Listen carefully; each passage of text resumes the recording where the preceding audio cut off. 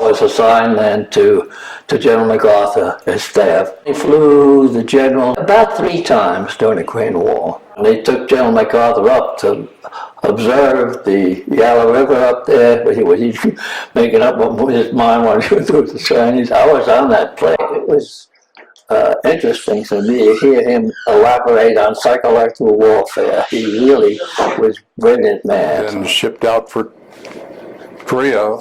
1st Cavalry Division and the 5th Regiment and the Company E. Every day we would send a contact patrol. We were on our way back. There was about, I suppose, 175. And we started to get fire coming from our side. We started taking casualties. We wound up having 27 guys killed there. There was a saying in England at the time about the Yanks. They were oversexed, overpaid, and over here. I got to check out in the 104 Starfighter and came in, hit the full afterburner. So I'm doing about 600 miles an hour, and I'm lower than the tower. The tower is about 60 or 75 feet. And then as I approach the tower, I start my pull-up.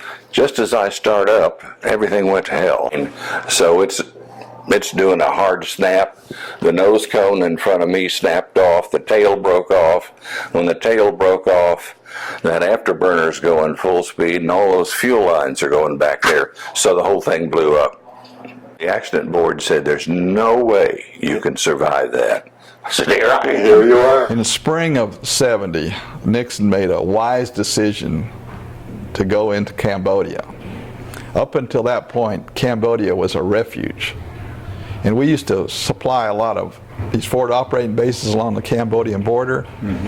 And we'd have to go in there with fighters above us, forward air controllers directing us, and we'd come in high about 4,500 feet, come in, dive down to the runway, go in there and land, pull off the inner runway, drop our cargo, sometimes we didn't even stop, we just push the cargo at the back, come around, take off, get the heck out of there before they started mortaring us.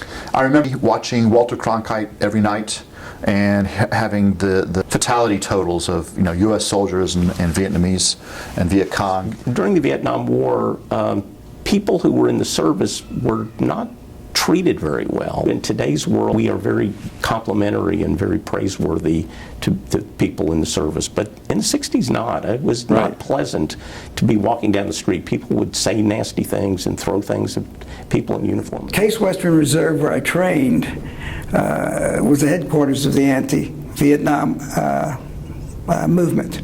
Dr. Spock was there. First night I was on call, in the emergency room, nobody showed up. We were located in the inner city, and they were having a riot in Huff. The next morning when I left, they had called in the reserves, and they were monitoring the city, and over the next week or 10 days, however it lasted,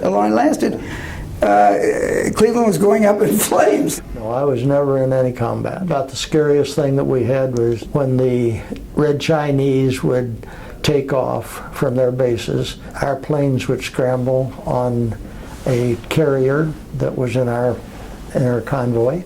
The Chinese planes would be coming toward us, and as soon as they saw our planes, they turned around, went back and landed, and our planes would come back. The worst thing that happened to me in Korea, we heard shots from the GI area, and captain said, "Take care of it, Lieutenant." So I raced down there, and there, 2 GIs were arguing over a woman, and one guy took out his carbine and shot through the side of the tent. Well, the Korean houseboy was sleeping in his sleeping bag in the side of the tent, and the bullet just severed his arm. He was bleeding. So I tried to stop the bleeding. We called for an ambulance. He had lost so much blood, they said, "Can't do anything, take him to all you can do is take him to the Korean hospital in Wei." So we did, where he died. And he was the nicest kid, and here he lost his life over a stupid incident.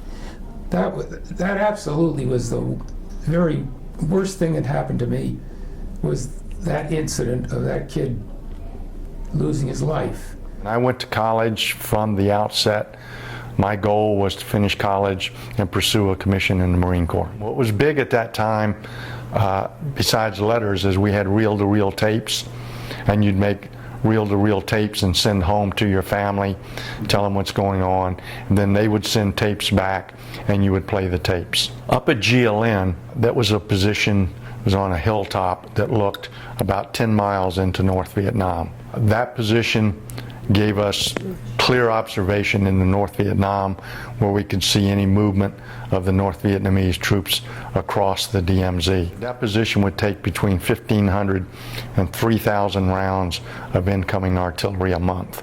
You either moved along a trench line or you ran from one bunker to the other.